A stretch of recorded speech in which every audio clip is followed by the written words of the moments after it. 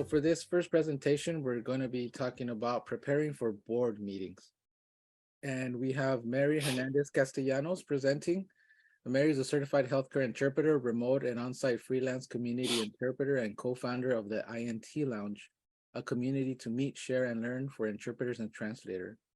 She is a committee member of the lead counsel for the ATA Interpreters Division and an active advocate for the profession. She strives to always be up to date with interpreting tools, materials, and technology for interpreters, and is passionate about bridging the communication gap one word at a time, and is an amazing influencer on social media.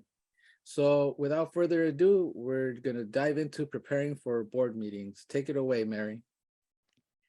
Thank you, Alex. Now I feel pressure to be a bigger influencer or be an influence. But thank you and welcome everyone. Thank you once again for being here on a Saturday morning. Such an early morning. I appreciate your presence. Thank you, AAITE, for allowing me to have this space.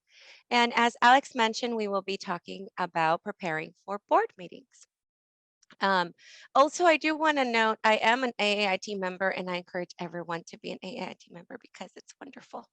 This do workshops wouldn't be possible without that.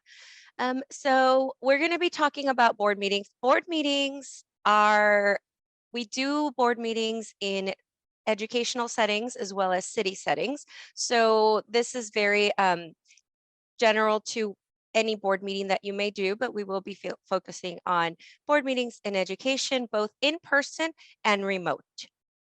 So let's go to the first or the next slide, and I have control of that. Okay, there it is. Let's start with, I know it's Saturday, but still, did you get enough sleep? Did you get enough rest? I can't see your faces, but use the little icon functions, and maybe Alex can see all of the other wonderful reactions. But why the question? I'm no scientist, but as we all know, or I have experienced on my own, is that if I'm not well rested, if I don't get enough sleep, I'm not going to function. I'm not going to be able to render appropriately or possibly retain or get from that memory bank, retain and get all that information. So I said I'm no scientist. However, Matt Walker, who has PhD and spent 2 decades studying the power of sleep, does say that he did an entire article about sleep is your superpower. So that's why the question, because in board meetings, you are going to be, you're going to see topics such as finance, safety, statutes and laws, medical updates, especially with the season we went through with COVID, vaccines, and mandates. We see all of those, and the terminology is very weighted. So you need to be able to retain all that terminology, be able to render it, and position it and properly. So it's important to be rested for that. You're going to hear resources, events, and even job postings. So all of those varied topics, and that's just to name a few. That's what you're going to see in the board meetings. So it's important to be rested. Now that we've gotten sleep, maybe not on a Friday night, but now that we've gotten sleep, let's move on to the next part. And this is a very important question that when you get assigned a assignment for interpreting in a board meeting, especially now because we have hybrid, we have remote fully, or we have in person. Hybrid is when we have a set of interpreters in person and a set of interpreters online to provide the simultaneous interpretation or consecutive interpretation for participants or the members of the community in person or remote. So we asked the question, it's extremely important to ask whether you're going to be part of the remote team, part of the in-person team, or part of the hybrid team. because I've been assigned to Sacramento and I am in the Inland Empire. If you know where that's at, I can't get to Sacramento in an hour. So it was important for me to talk to the scheduler and say, hey, you have me assigned in person. I need to know whether you have someone that's going to fill this because I can't make it in person. So they said, no, it was a mistake and they fixed it. That communication is important. Get clarification as to where you're going to be, get clarification as to where you're assigned. Always ask. You're not being a diva by asking all the questions that you need in order for you to be where you need to be, and it saves you the mistakes, the trouble, and the time. Now they say, okay, well, you're going to be in person. And do we all have a system as to what we use to arrive on time? I don't know. Once again, I can't see your wonderful faces, but you can use the chat. I'll see the numbers come up. But if you have a system, you can share it on the chat. If not, let me give you a little bit of a sneak peek as to what I do. Right over here, we have, I'm not sponsored by any of the applications or the technology that I share with you all.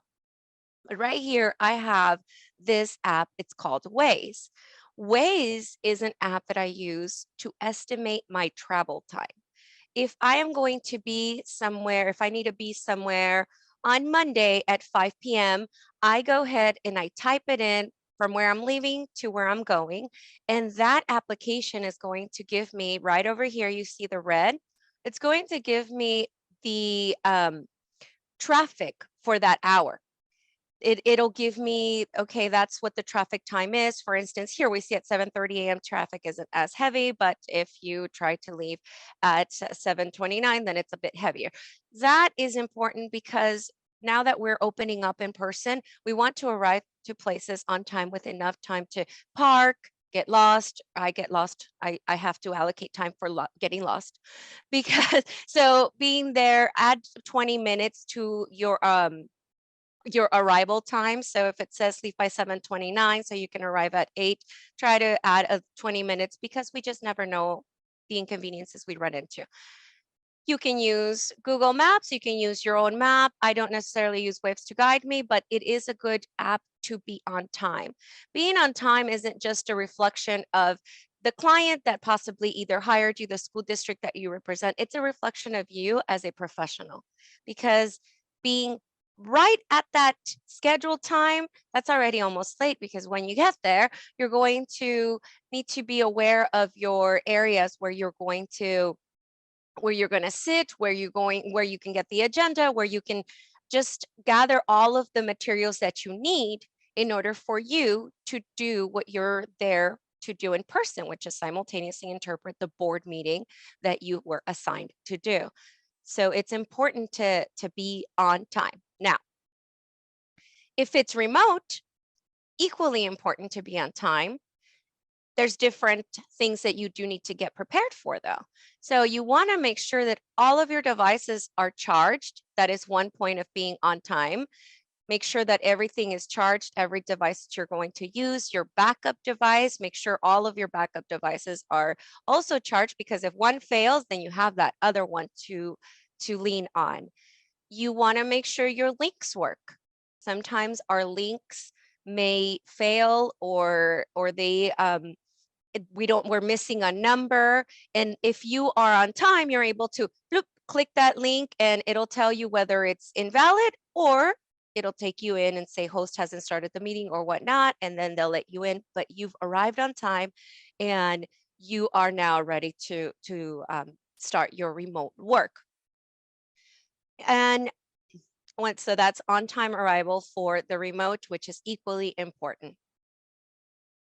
Now, let's go through a walkthrough of, I need to move my screen, a walkthrough of what you do when you arrive in a board meeting in person. When you arrive at a board meeting in person, you need to ensure that you have communicated with your partners prior to this. It's important to have communication because we talked about the on-time factor, or you could tell your partner, hey, I'm going to be a bit late, or hey, we're working together. How do you like working? How do you like switching? Do you like doing every 20 minutes? Do you like doing every 30 minutes? So it's important to communicate with your partner, not only to know who you're working with, but also so that you can develop the system of how you are going to render your services, the time frame that you're going to use to switch on and off. And also in board meetings, we have a mixture of simultaneous as well as consecutive. So you want to talk this through with your partner who feels more comfortable going up to the front if there are public comments.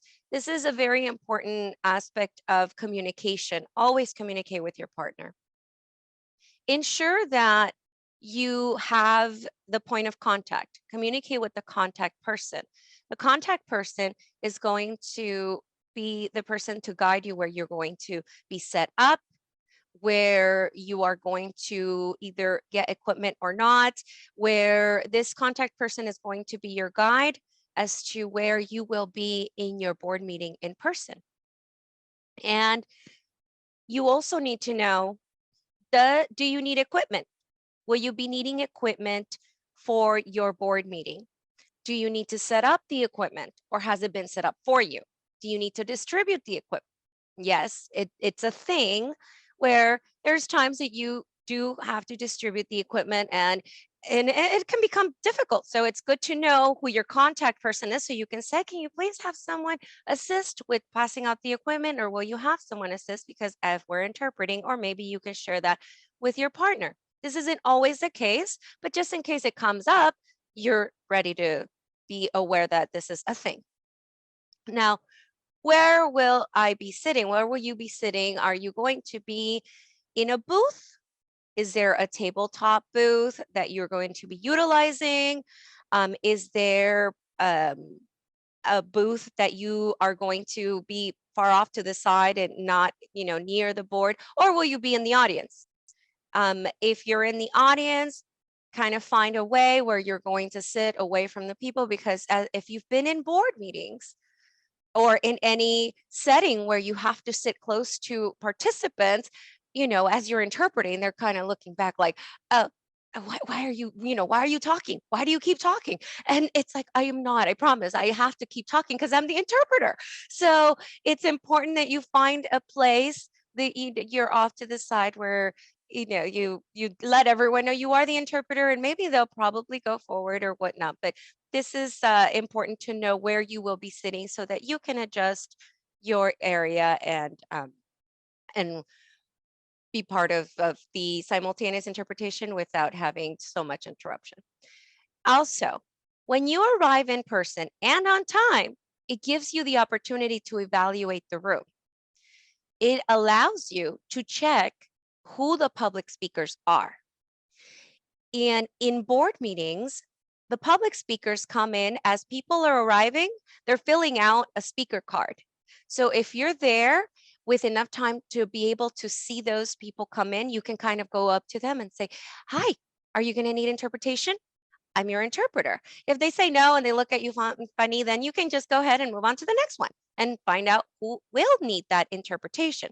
Once you do find out who's going to need that interpretation, you can now find out what item they're going to be talking about. Will it be just general public comment? Did they write down what they're going to be talking about? And this allows for you to now prepare yourself for the consecutive portion of your board meeting. It's going to allow for you to know, you're not going to be surprised. You're not going to be caught off guard. This time, this is when you and your partner can decide who will be going up, who feels more comfortable going up to the podium to deliver the public comment. In public comment, in-person meetings, different cities and different boards have a different allotted time for public comment. Some give you 5 minutes, some give you 3 minutes. And in this setting, you, the interpreter, are doing it in consecutive mode. So the speaker speaks a couple of sentences or says whatever you feel comfortable. If you can go the 3 minutes, go ahead and go the 3 minutes, but the speaker will speak and then you then render. And so you take turns. So it's important to let your speakers know this is the time where you're going to not only evaluate the room, but also talk to your speakers. And you're going to let them know how to work with an interpreter. You're going to let them know you speak first, then I speak second, you speak, and then we take turns. And that'll give it a flow. You let them know depending on where you're at, they're giving us 3 minutes, which means you have 1.5 minutes to speak. I have 1.5 minutes to speak. They do divide it. It depends on where you are. Some cities and some board meetings for the educational setting do double the time, but you just need to evaluate once again based on the city that you are in. If they don't double the time, then you do have limited time to be able to render what that public comment is. And make sure that we will talk about the materials on how that portion of the consecutive is done and delivered. So it's important to evaluate the room when you're in person. Now let's go over to the walkthrough if you're virtual. Equally the same. Communicate with your partner. Communication is important, but virtually even more so. Communicating with your partner virtually because you're both in separate places. You're not in the same area, you won't see each other. So it's important to talk to your partner. Hey, we'll be together today. You know, at this point, you guys can decide whether who's going to take what, if you're going to go first or the other. Once again, every 20 minutes, every 30 minutes, you guys decide that portion. And you guys, you will be in communication, and also whether one is going to be logging in or someone has a problem with technology or whatnot, this is the time where you and your partner can communicate. Your contact person. When you come into a virtual meeting, sometimes the contact person doesn't necessarily have their camera on, or you just don't know, or it's a big panel of individuals. You need to know who your contact person is, who is going to assign you to be the interpreter and guide you, or if there's any presentations, that person is also going to let you know what to expect from that meeting. Also at this time, you do sound check. So arriving on time is important because you're going to be able to do sound check, not just for yourself, but with your partner, to ensure that you guys can hear each other properly. And also that you're being heard clearly by the host and that you can hear the host as well. It's important to produce good sound as well as intake good sound, because if you are in a hybrid setting with a virtual, you want to make sure that everything or everyone is utilizing their microphones in their board area. So it's important to have that time to do the sound check. Now, also for virtual, there are different Board of Education or city board meetings that allow you to provide a public comment for other participants to join their assigned language channels. At this point, you can talk to the contact person. Will you need me to provide an announcement? Or does someone in your team already do that? Or some of them they just don't. They have it on their website, and so you don't need to do any announcements. I try to encourage, because I do like language access, so I try to encourage, are we able to, maybe I can share a message with you that you can share on the chat, not necessarily me, the interpreter, but you can do it. Sometimes they enable the chat, so we don't have access to that. But it's important that we do let the participants that are part of the community know how they can access that language access, since it is being provided anyway. And also, sometimes in remote settings, we have to guide the host on assigning us as interpreters. And this isn't always the case, but it's really good to be knowledgeable of the steps that it takes in order for us to be assigned, because this way we can walk them through the process. If they're maybe new, they're maybe haven't done the remote meetings, they were used to doing the in-person or whatnot, but at least you'll be remembered. You will be that interpreter that guided, that helped, that assisted with troubleshooting. And it's always nice to be remembered for someone that can problem solve. So that's something that, like I said, it won't always happen, but it is good in case you do run into that, you can problem solve. And let's see. Oh, Bear with me. I apparently don't know how to maneuver my own computer. Okay, so let's talk about the materials that we will need for in-person settings. So for in-person settings, we need our agenda. Our agenda is our map. Our agenda is going to give us the step-by-step of how this meeting is going to be conducted. If there's presentations, you'll see it on the agenda. If there are going to be financial reports that are going to be rendered or presented, you will see it on the agenda. Whatever you need is in your agenda. The agenda can be downloaded online. You can find the agenda online if you know that you're going to be in a certain area. If you're going to be in specific cities, you can go to the city's website and then it'll come up as your board, the Board of Education or the board portal, and you're able to download that agenda. So you can get a heads up or download it onto your devices and see what the agenda is about. You'll also be able to get that agenda in person. When you walk in, and when people are filling out their speaker cards, right next to that usually is that there's a stack of agendas that you can then obtain and use as your notes. You can track as the meeting goes on. So that agenda is your map to everything in the meeting. You're going to need a notepad. We talked about evaluating the room and providing the consecutive portion of the public comment. That notepad is going to be your best friend for that public comment. So it's going to, you also use the notepad for simultaneous, because sometimes we have the financial reports, as I mentioned, and you have numbers. So you write down those numbers. Sometimes there's names that are repeated or acronyms that keep coming up. Write those down on your notepad. That way you have them ready to go and you have access to that notepad because it's with you. That notepad is going to be your best friend when you go up to the podium and you have the public comment. The person who is providing their public comment is going to speak and you're going to take notes. Note taking is a whole nother skill, but however you take notes, go ahead and take your notes, and then you're going to be rendering from your notepad. So don't forget your notepad.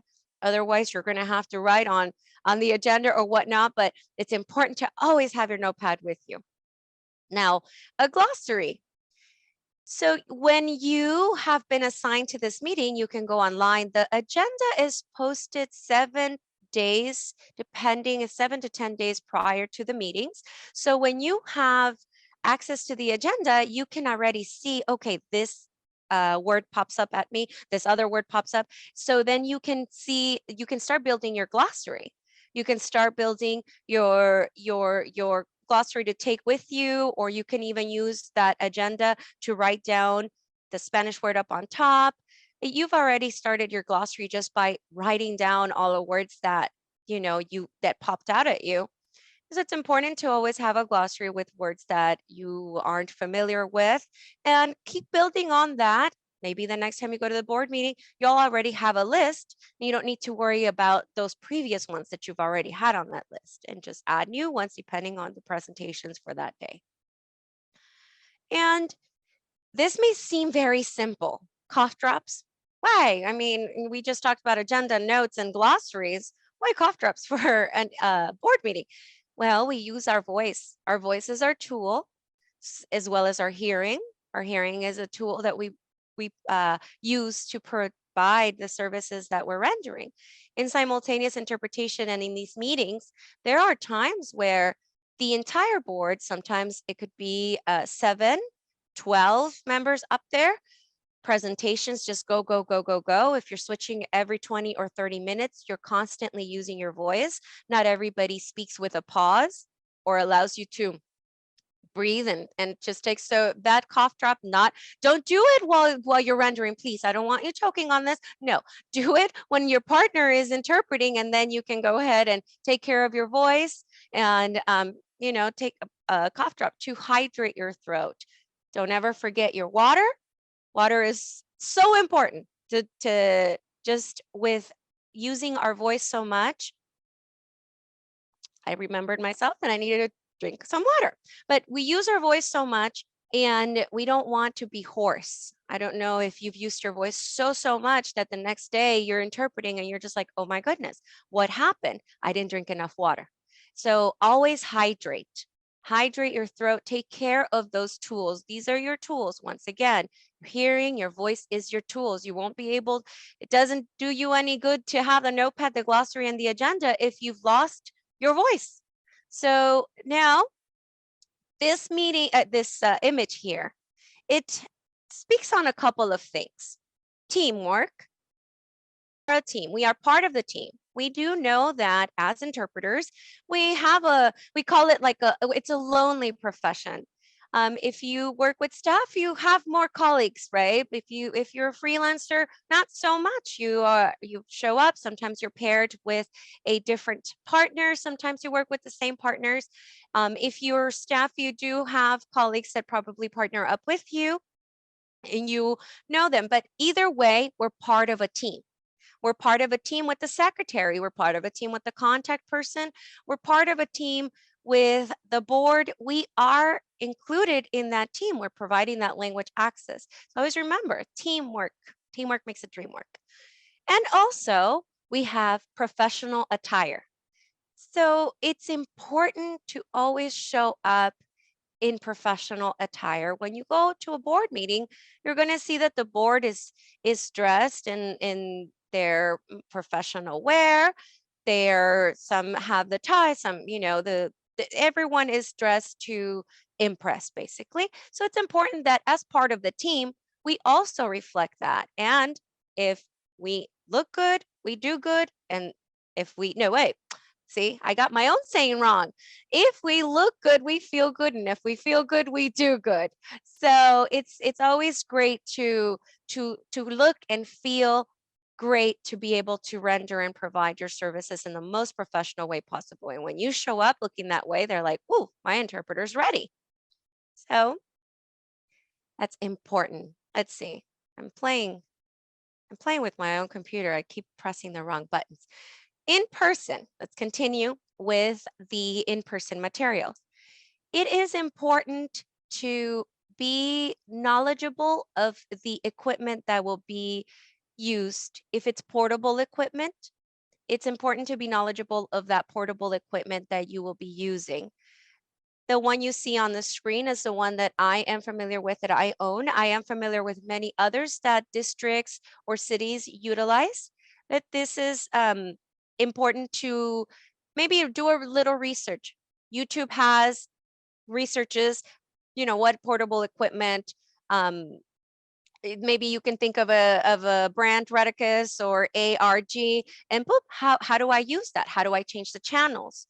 How do I utilize the equipment that is being used? Or if you arrive on time, you are able to see, oh, it's this equipment, I've never used it. Boom, go on a quick search and you're able to be ready to maneuver the equipment, not only for your transmitter, but the receivers that you are going to be providing to the public, or that the public will be using, not necessarily that you're passing them out, but that the public will be using. It's always good, because if you notice, when you're in person, everyone gravitates towards you when they have a question. They don't go to the secretary. They don't go to the guy in the back that's probably standing just kind of observing the meeting. They go to you, even though you're rendering. So maybe you or your partner can assist. If they say, oh, I can't hear. Oh, well, you probably changed the channel thinking it was a volume or whatnot. So it's important to be aware of the equipment.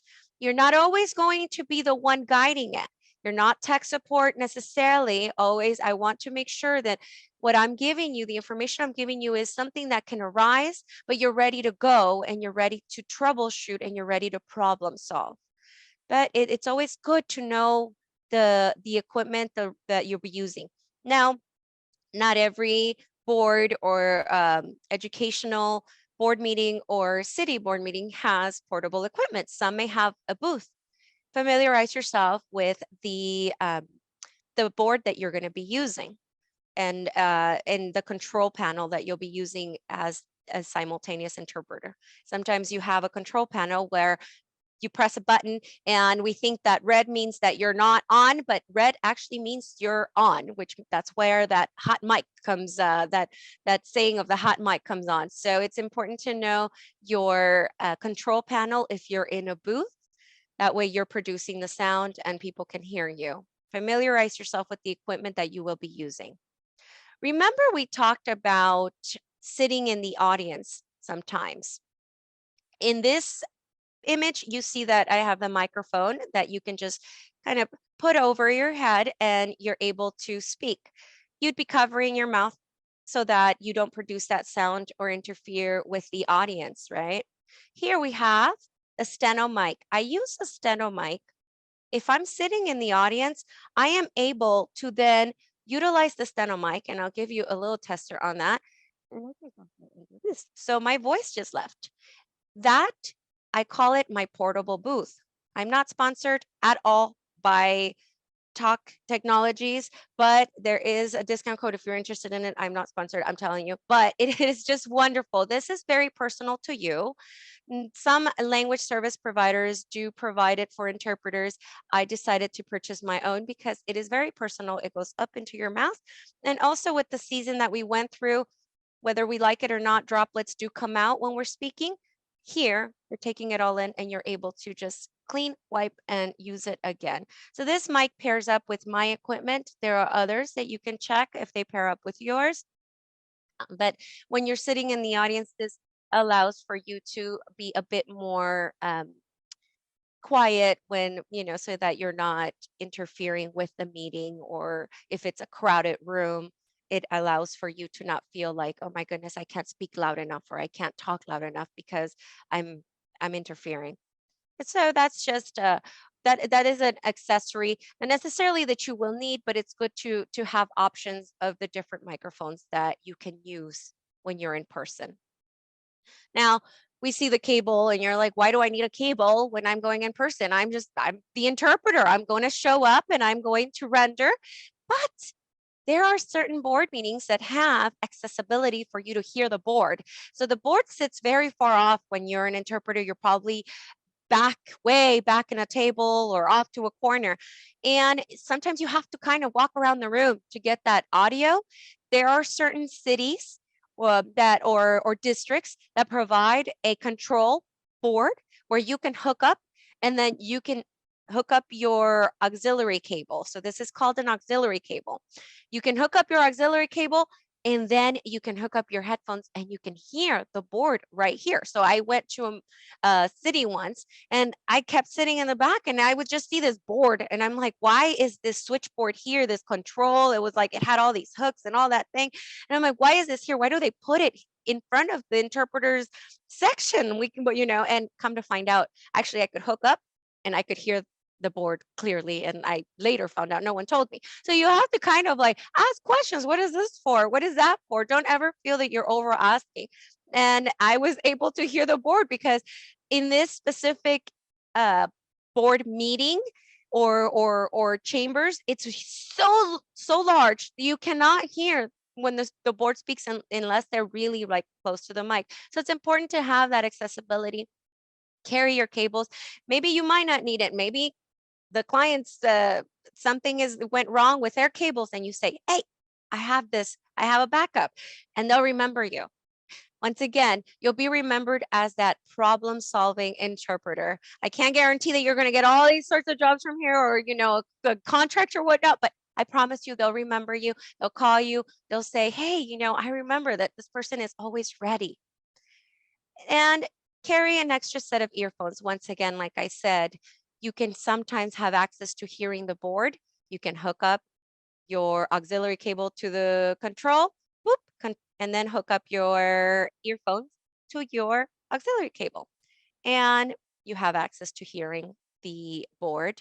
Or just in general, sometimes when we're hybrid, we have to log in online, or maybe you can't even hear in person and they're having issues. You can log in online, connect your headset or your earphones, and then you have access to sound there.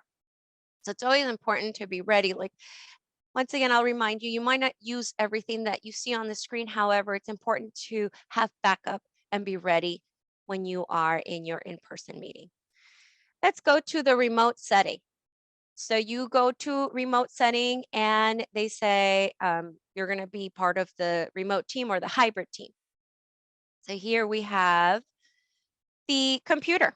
We're going to need to have a computer, a PC or a laptop preferred, because when we do interpret for board meetings, we have a large number of participation. So we want to ensure that the device that we use can take in all of that bandwidth of the participants that are going to be joining. Believe it or not, it matters. If you're using a phone, you'll notice that the service will be a bit shaky, not only because you're probably on Wi-Fi or you're using cell phone data, but because so many people are joining, the sound may start to break up or things like that. So you always want to make sure that you have your PC or your laptop prepared to provide your remote services.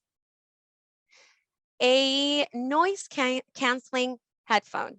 Right before I started, I forgot to close my window. And there I have dogs and you can't hear them. And they're all running around and they can hear my voice, but you can't hear them because this is a noise canceling mic.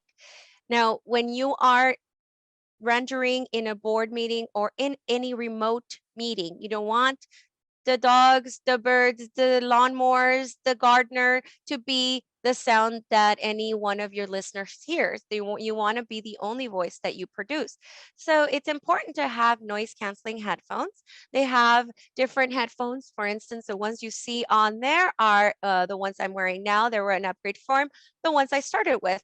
There's very affordable headphones that you can use that are in the $29 range, $30 range that you can utilize if you're just starting to do remote meetings, if you're just starting to do these hybrid meetings, or maybe you don't do them as often, but you do want to have that good sound and you don't want to spend too much. So don't break your budget with getting the equipment that you need, but just always be aware that this isn't only going to help the client, but it'll help you. You're always ready and you're prepared. Now, be familiar with the platform that'll be used for the hybrid or the remote meeting. Most of the meetings that I have been exposed to have been Zoom. Zoom has been very user-friendly lately. We are able to hear our partners. We are able to pick up that relay. But it's important to know how we can hear our partner. It's important to know how we can pick up that relay. So familiarize yourself with the panel or the control panel for the interpreter. If maybe certain board meetings use WebEx, familiarize yourself with WebEx. WebEx does provide the interpretation option. Sometimes some meetings might use Google Meets, which is 2 links, one for sound intake and the other for sound output, which you have to be able to familiarize yourself with how that works and what equipment you will need for that. And if you have questions about that, you can go ahead and ask them and we can, if we have time, we can answer them. But it's important to familiarize yourself with the platform you will be using. Now, in board meetings, for the most part, we are with camera off, but it's important that when you come in, you have good lighting. For a remote setting, that you have good lighting, that you look ready, that you look prepared and professional to be providing the services that you were hired to provide. So even though your camera might be off for the rest of the meeting, just make an appearance. Hi, I'll be your interpreter today if they haven't assigned you.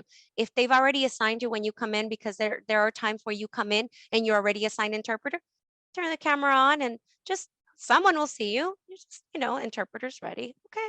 Or a thumbs up, I've been assigned. But this shows the client, okay, my interpreter showed up. My interpreter's ready.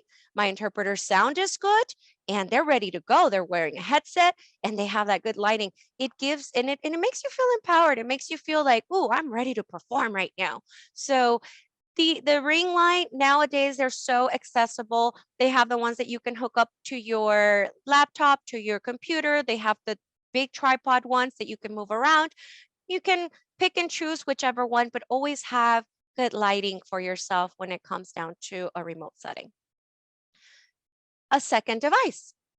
We spoke on the remote walkthrough. We talked about whether you would be needed to provide any announcements for people to join your channels. Well, that second device, I call it my voice. In that second device, you can possibly use it when there is a public comment, because remote, you don't have access very much to see who public speakers are. However, you might have someone who speaks in your language, and then you would have to then render in the target language or render back into English. So let's say someone just comes off mute and they're speaking Korean. So the Korean interpreter will then now have to start taking notes, use that second device to be part of the participants, come in, because we know that if people did not select their channels, they will not hear the interpreter. So you can toggle.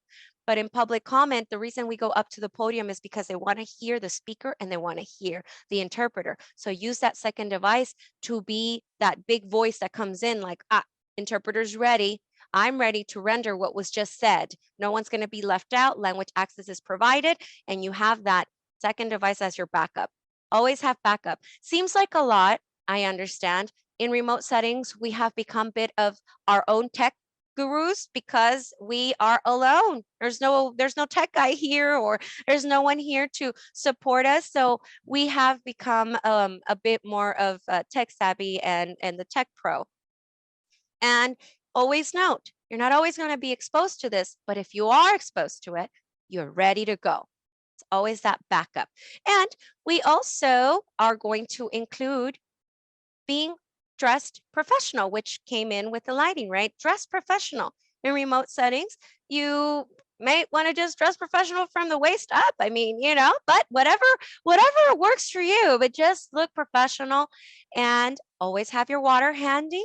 That's always going to be part of your toolkit. Have your cough drops. And it's also important to have an extra set of earphones or headphones. Maybe you don't want to buy 2 sets of headphones. I have 4. And I learned the hard way. I was going into a meeting and I dropped my headphones and it broke. I learned the hard way, and now I am a little bit excessive, but you don't have to buy 4, but always have a backup, because you just never know. Always have a backup, whether it's your big ones or just the regular earphones that comes with your phone. Have a backup in case you break your headphones like I did. Your notepad. Remember that second device is your voice. Always take your notepad, have your notepad ready. That way, if someone comes in and they're like, I want to do a public comment, and you didn't know that there was going to be a different language, you have that notepad ready to go, and you're, you show that you're prepared as the interpreter. So it's always important. Those are things that you use both in person and remote. Okay, let's see. There we go. In remote settings, once again, I said we become our own techs. And the reason that I encouraged a laptop or a PC is because we want to be wired. We always want to be wired. This is the Ethernet cable. An Ethernet cable is going to allow you to connect to the internet and be wired without having to use Wi-Fi. Not every computer has access to an Ethernet cable. However, we have adapters. This is the adapter that I use for my specific computer that I have at the moment. And this is a C adapter. They have different ones. They have different adapters that can connect. They have the regular USB that connects to your laptop or PC or computer. And sometimes your PC has the accessibility to connect, but laptops don't. So we have adapters. This adapter allows for me, just right now, I am wired. My internet, excuse me, my internet is being provided by the Ethernet connection. Now, we also have adapters for the phones. I don't know about you guys, but my phone only has one port for either a charger or an earphone. So I can't be charging and listening to whatever I'm listening to at the same time. So it's important to kind of look and see, trial and error. I have various different adapters for my phones where I can charge and I can also connect my earphones. So if you're in a pickle and your computer fails and everything fails, you can at least use your phone and still be charged to render your services or listen into your partner or whatever the case may be. Also, if you do maybe over the phone interpretation, that can be accessible for you to have charge at all times. Now we have, this is one of my favorite tools. It's a UPS, not like the US Postal Service. No, it's an uninterrupted power supply. So this is a, in basic terms, a battery pack, but a wonderful one. This one has the wall connectors. It has for you to connect the internet, has for you to connect your USB. I have been able to use my UPS for up to 8 hours. I live in an area where rolling blackouts are often happening, especially in the summer. So I learned, once again, everything that you see here, I learned the hard way. I went completely, everything turned off. No one let me know there was going to be a rolling blackout. Everything turned off, and I had to get on the phone. And they maybe one of my partners that happened to is probably in this meeting. And I said, I lost service completely. Please bear with me. I had to connect my hotspot, which is the next one, onto my computer from my phone to be able to get service. The hotspot is on your phone, and it is a tool that you already pay for. But going back to the UPS, when you have a backup battery pack, this is going to already be charged. So if everything goes blank, you connect your devices to that battery pack or that UPS system, and you are going to now have power, you're going to have internet, and you're going to be ready to render your services. Sometimes internet goes out, so then you have your battery pack, but then what happens? Okay, you use your mobile hotspot that you already pay for on your phone. It's already there, it's accessible, and you have that backup plan, which once again, you're ready and prepared. And sometimes the client doesn't even have to know that you had to troubleshoot. And you just did it all, and you let your partner know, but you did it all. It's a lot of stress on us. We could easily say, well, I'm done, it blacked out, but we are getting paid to provide a service, whether with staff or freelancers. And we would want, try our best to provide that language access, because at the end of the day, that's what we're doing. It's language access. And I kept the professional and water and all that, just as a reminder that that's also utilized in the remote settings. And let's see, so Ethernet cable, adapters, battery pack, and your mobile hotspot for the last of our remote materials. Not the last, I'm sorry. Oh, we need the agenda. That's important, right? Obviously, we need the agenda. The wonderful part about the remote setting and the agenda is that when you're remote, you have the agenda right in front of you. You don't have to print it. You could just download it, and it's right there for you to access, and you're able to see it and have it ready to go. So equally for remote and in person, you need to have your agenda, your glossary, which is important because you're going to build your glossary based on that agenda just equally as you did in the in-person. It's important to protect. We talked about protecting our voice, protecting our ears, but it's important to protect our eyes. So even if you don't wear glasses, invest in some blue light protection glasses, because if you're going to be staring at the screen, you're going to have a light shining on you, staring at multiple screens, even your phone. You want to protect your eyes. You'll end up very tired. Some board meetings go as long as 7 hours, as short as 3. I don't think I've ever been to a board meeting that ends in 1 hour. If you have, my goodness, applaud you.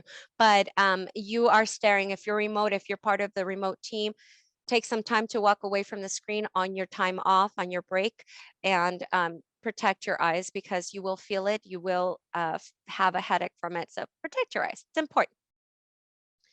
Now, some resources.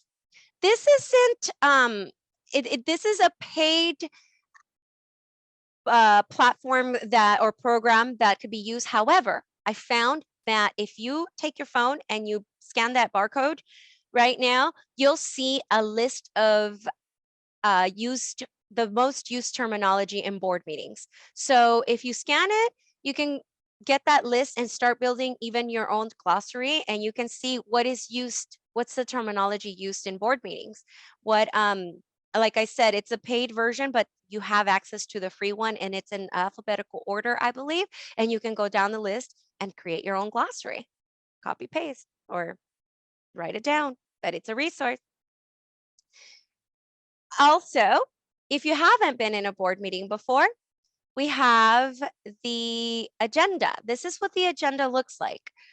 It could vary depending on the districts, but it'll give you the time of the board meeting and the walkthrough of how it will happen, what will happen.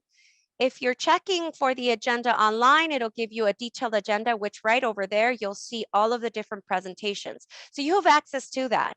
And once again, this is posted 7 to 10 days prior. So you have access to any presentations. Maybe sometimes if you're a freelancer and you're talking to the scheduler and they're like, and you ask, hey, do you know if there's going to be any presentations? And they say, we are not sure, or they didn't give us any. Well, you can do your own research on your end and you can start looking, oh, they will be a presentation. Boom, there it goes. Or will there be a financial report? Oop, it's right there. Everything is posted. Sometimes it's rare. Maybe they're pitching or it's a proposal. Maybe you might not have access to that, but you will be familiarized if you start reviewing the agenda. You'll see who's coming up and what they're proposing or what's happening. So it's important to review that agenda. Like I said, it's going to be your roadmap to preparing yourself for that board meeting. And if you're online, it'll tell you like the current item. Now, this is a glossary. I call this my Bible. I love it. I love it. I love it for educational settings. It is so important to have this. However, if you are in California, this is useful to you. It's wonderful for anyone who is in California. So be very careful if this is the glossary you purchase and you're not in California. There are terminologies. They similar, but there's acronyms that are used in other states that possibly are different. So do your research in your state, but this is a very good glossary of educational terminology that's going to help you in any setting that you work with in education, especially educational board meetings, because it will have all of the things that are spoken in educational board meetings. So that's, let's see. Now, this is, I speak on city board meetings and educational board meetings. Certain cities, this is the agenda that you will see in a city meeting. For instance, I do the Board of Supervisors of Los Angeles.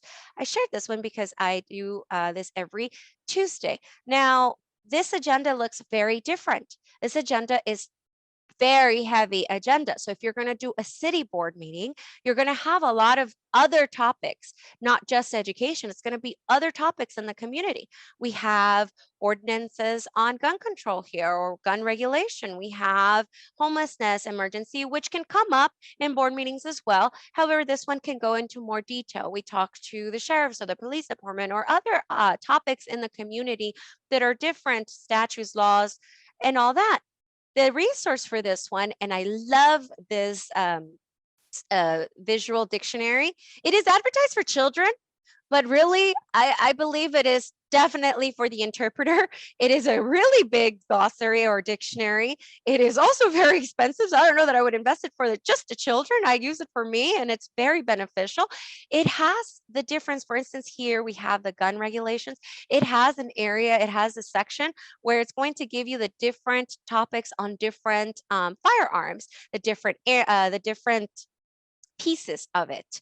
And it also has an area, let's say that they're doing something about a renovation or redistricting. It has also the glossary or the terminology for streets, for duplexes, single family homes or things like that. Sometimes we think that those terms are very easy and they come to us, but we sometimes can get stuck. And this is a visual dictionary where boop, boop, boop, you look at it. All of my dictionaries already have like sticky notes because I do these board meetings. So I already know what they're going to kind of be talking about. So I divide them and it's like, oh, there it goes. And I'll use it all the time because I forget it all the time. So it's important to always have backup with your dictionaries. And this can also help you build your glossary that you will then use for other board meetings. Let's see. This is a build your own glossary, which I can share with the AAITE team to provide to you. It is in PDF form, but for the sake of the presentation, I just put it here. It's a lot longer than this, but it is a build your own glossary. I didn't fill this out because I know that when we write things down, we retain them. So I left this blank so that you can then create your own glossary and take it with you wherever you would like. And you have now the most used terms or terms that will come up definitely in board meetings. And this glossary, once again, like I said, you have access to this. I will provide it to the team so that you can get it in a link in an email. This is another resource, the DeepL or the Lingui app. Disclaimer and disclosure, if you are not familiar with if you're not grammatically familiar with your target language, please do not use this app as your tool to translate and then create documents and provide the service if you're not a translator. I respect my translator colleagues very much, but this is more of on the pickle. If you come up with the word and especially remote, you can have that application open. If you're in person, you can have it on your phone. But if there's a word and you're like, oh my goodness, what was that word? Boop, boop. You type it in, it'll give you various synonyms, and you can then utilize it based on context and based on what comes up. There's also word reference. There's also different dictionaries. I mean, you can go into the Real Academia, but this is something of on the go, very easy, very simple to utilize for you. Like I said, there's so many more things you can download and other apps, but this one is just, like I said, very simple and straight to the point. And do not use it to translate unless you're very familiar. Please, I encourage that. I'm an interpreter, not a translator, and I would not dabble into it because I respect my translator friends. Let's see. This here, because if you are here, you are part of AAITE. As you know, we have EduCon coming up, and it'll be in Denver, Colorado. So I did this just in case you are over there and you said, well, Mary, you said that this works for California, but what about for Denver or for Colorado, where our EduCon is going to be? You can scan this barcode. It'll take you to the Colorado Association of School Boards. And the reason I picked the school boards is because it's a board meeting that you will be delivering your services, and they have a different terminologies or different terms that could be used. There are so many others that are specific to the different districts in Colorado, and Giovanna shared some good resources that I didn't place here. However, there you can do your research, and this helps you. When you do your research, it helps you to be able to become more familiar with your areas of where you serve, where you're going to render your services. We are so from all over the world here, and so it's important to be familiar with the cities that you are going to be providing your service in. And so this is one little resource that I found just to make a reference that we will be in Colorado for EduCon. Says, and we hope to see you there. Now, this takes me to the end of the presentation, and this is how you can keep in touch with me. You are able to contact me via phone number. You can send me an email.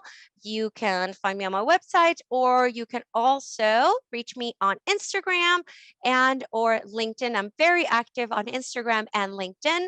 Facebook, not so much. I have accounts, but I don't use it as much.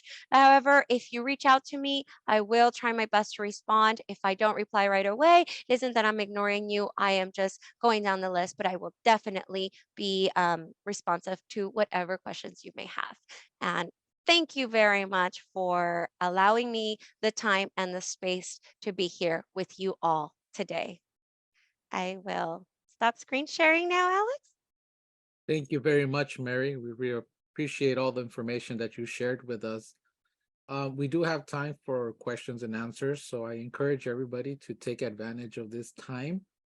If you want to ask your question live, feel free to raise your hand so that we can call on you.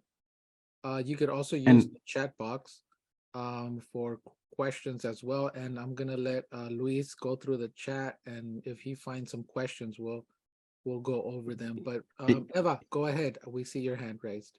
I think Luis is trying to say something first off. Yeah, just I had we already had two questions that were put in the presentation, and so if it's okay, if Go ahead. Yeah. yeah, thank you. So the first one was actually from Ashley, and she was asking about the code discount or the code for the discount because she's interested in those steno mics, I believe you had mentioned. Yes, I will Uh, share that with the team. Wonderful. And then the other question is actually from Nancy Gallardo, and she says, how do you shake off the nerves when going up to the podium to interpret the public comments? And she says, although I love to interpret, it seems like my nerves sometimes get the best of me. Oh, that's a great question. Thank you, Nancy. And once again, I will share that code. I don't think in all of the years of interpreting, I don't think I've ever shaken off the nerves. I feel that now I work with my nerves. We're friends.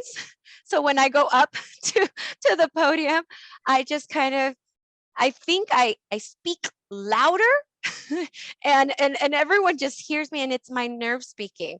So I have become, like I said, friends with my nerves. I try not to let them get the best of me. That's one of the reasons I do prepare so much. And I talk to the speakers in advance. That's part of my nerves. Like, okay, my anxiety is going to get the best of me if I go up there not ready. So I don't have a real answer that it will go away, but work with your nerves and just know that when you are nervous, it's because you care and you love what you do and you are so passionate about what you're doing. So you're going to do a great job because you care. It's not because, you're not nervous because you're not an interpreter. No, you're an interpreter that cares so much that you're always nervous. So you just be friends with your nerves. Hi, everybody. Thank you, Mary. You know what? I like what you said about make with your nerves because sometimes we see it as a bad thing, but you're right. All those things play into effect when you care about what you do, and being prepared is, I guess, the best way to calm the nerves. But Yeah. make with the nerves. I'm gonna just stick that to my head. You make friends with the nerves. Thank you. Thank you. Go ahead, Eva. I think you had a question. Yes, I do. I have a couple comments too. First and foremost, thank you so much, Mary. It was amazing, an amazing presentation. And yes, on the sleep, I think that is the first thing that we all just sort of take for granted. I don't know, like we all have very busy lives, but definitely advocating with your family and with your own about sleeping. And also I think another item is to advocate for a partner. I Yes. think that a lot of interpreters are sent into these assignments on their own. And so beforehand, let's just make sure to have a partner because you will need one. And my question has to do with two things. One is technical. Well, both of them are technical, but one is about the equipment. Um, how do you sanitize equipment, or do you have any tips on how to keep, and I'm not talking about the interpreter equipment, but the equipment that you lend to the, because you have your own, and I applaud that, but the one that you lend to our clients, so to say. And the other question is, I know that panelists at board meetings get really passionate about things.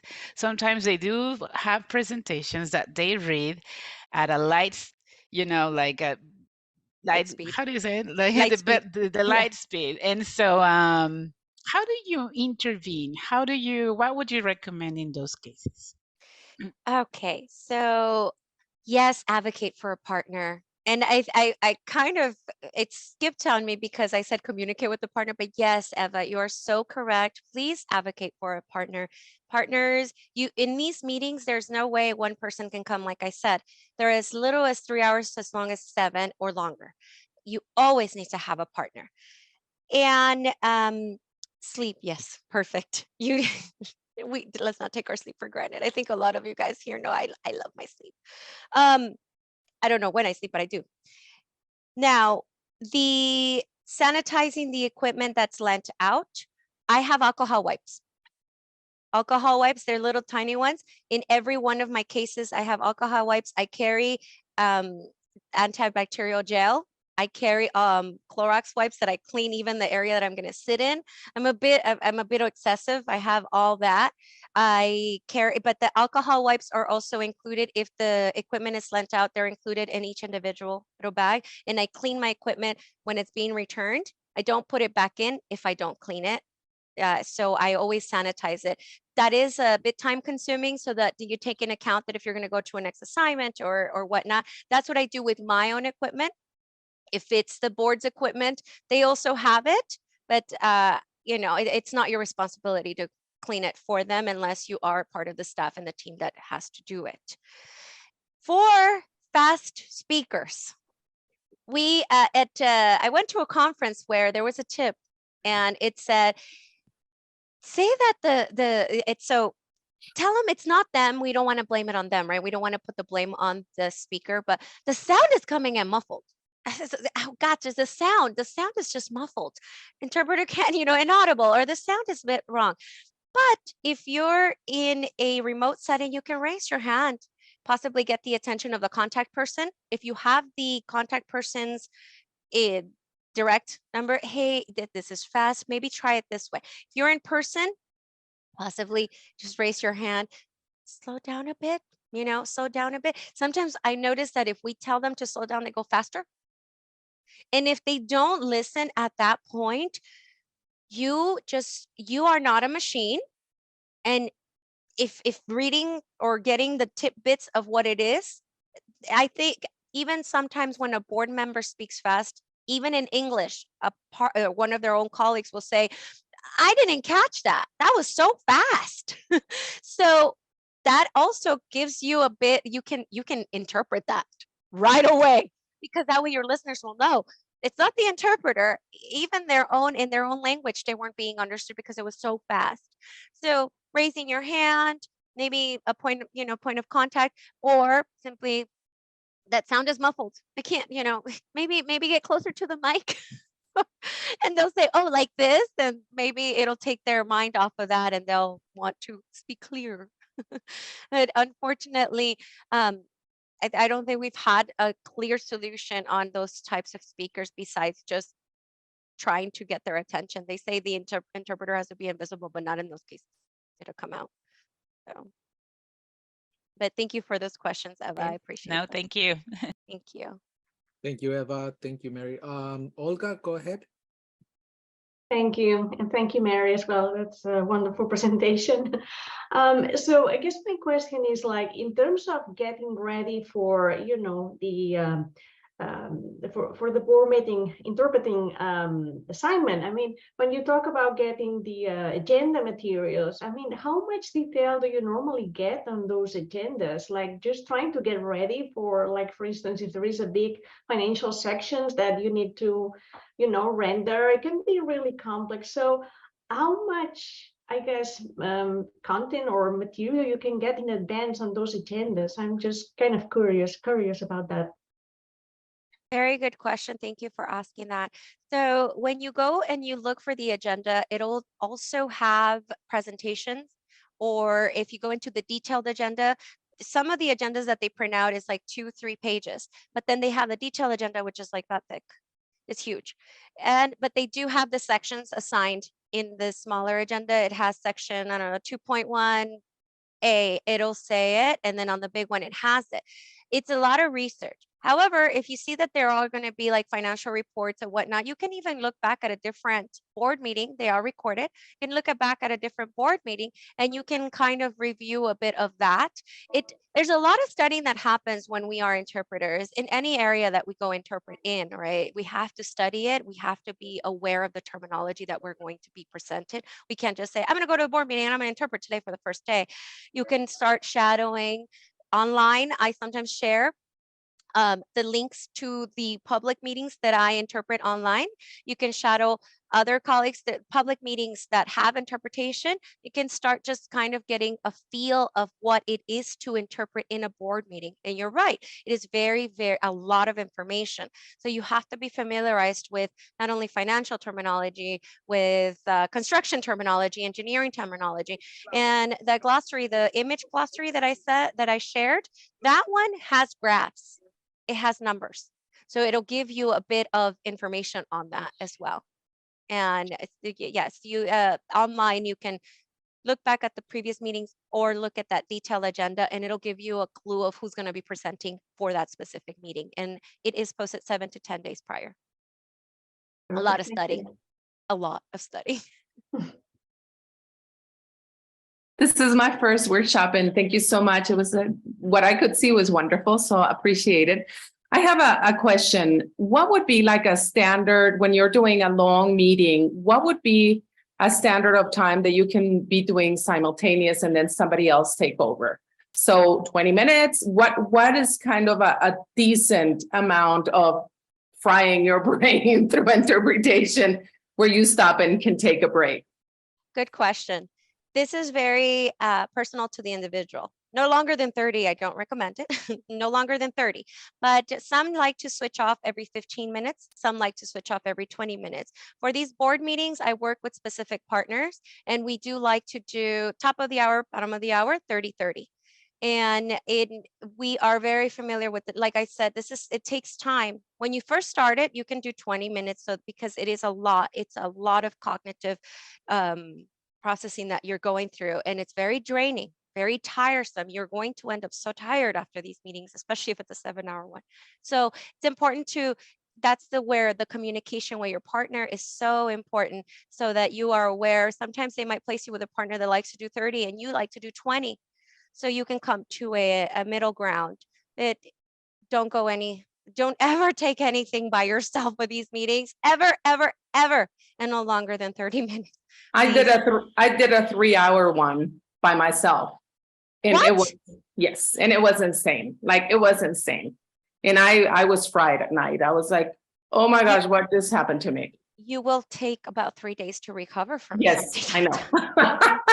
Don't Okay. ever. I have written very nice professional emails to language service providers that attempted to do that. Many. And now they don't do that. And don't feel afraid of advocating for yourself. You are professionals. No one else is going to come. We said this is a lone profession, right? If you are staff, maybe you still have to fight within your departments. Don't feel afraid. Be professional while you're doing it. Have data, show proof, but don't be afraid of advocating for yourself. And if not, call me or Giovanna. We'll go.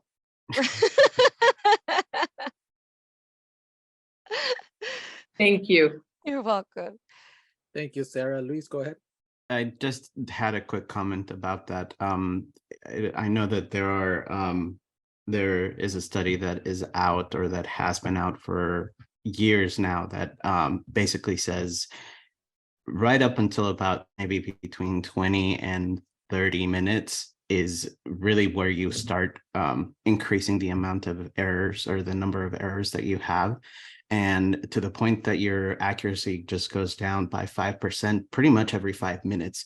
And it's something that you're not even realizing that you're doing. Like, you may think that you are going and you're interpreting and it's coming out great, but because you are using all of your brain power essentially to do this amazing thing, we don't really realize when that starts happening to us. And so this has been out already. It's been proven that that you really do need to switch off at between 20 and 30 minutes, because otherwise your accuracy is just going down, and it's going down fast. And like, pretty soon you're speaking basically in gibberish almost, and you're not even realizing it. Yeah, it has happened where you're talking and I lose. I'm like, what did I just say? Because you're tired. So it's important I thank you for that, Luis. That's really important information to know. Write it down, guys. Send us the link so we can show it to the people that try to take advantage. Thank you, Luis. Go ahead, Gio. Yeah, within the entire conversation, Mary said a couple of words and that I would like to stress out together with what Luisa said. We are the master at words, right? So just pushing back by saying, oh, 3 hours, really? What are you talking about? Don't you read? Don't you know? That does not say much about our professionalism. So let's start building the little library of resourceful tools that we can use to rely on. It's not about what one of us says, right? But this is already studied. This is already been researched, documented. And so helping each other with the resources, the sharing of information, it comes really across professionally to put a link and say, this is to learn more. And this is the grounds for what I'm doing, so that, you know, I heard from Mary, data. And at AAITE, we're trying to make that conversation about build data, professionally educate, because otherwise we are going to go into the bucket of whiners that usually are not those that drink wine. I Very love that. true. Thank you, Giovanna. We still have a few minutes. If anybody else wants to ask a question, feel free to do so. You could also put it on the chat. I want to, sorry, Alex, can I comment on a comment that was on the comment section?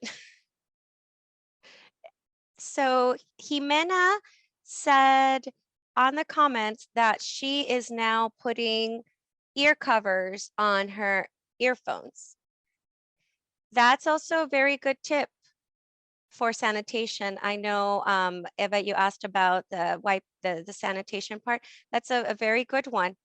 And Jimena, if you would like to share the resource of where you get those, that would be great too. That's what I was gonna ask. I'm like, where do you get those? Yeah, I know that we have the ARG, my district purchased the ARG and they sell them on their website. But we did a hack instead of, because they're not as cheap, you know, they're not too cheap when you're buying them in bulk. So we found microphone covers, the smallest ones that we can find on Amazon. And then and they're come in different colors, so people don't get confused. And we just put a little bag, like a little bowl, and we throw them in there, and they go, what's that? And then these are covers for your headphones if you would like to. And then, you know, some take them, some don't, but that's their choice, you know. So anyways. Okay, that's really good. Some the ones I purchased, they're wipeable, so I can wipe them, and that. But that's also a very good tip. Thank you for that. Sure, I'll find a link to the hack of that. I know now we're making you work. And I was okay, let me find it. Thank you. That was it, Alex. I'm sorry I interrupted you. No, it's fine. All right, everybody. Well, our next session will begin at 9:45. So thank you very much, Mary. We really enjoyed your presentation as always. Very insightful. And Thank you for having me. Gives us those tips to be a lot more effective in our work.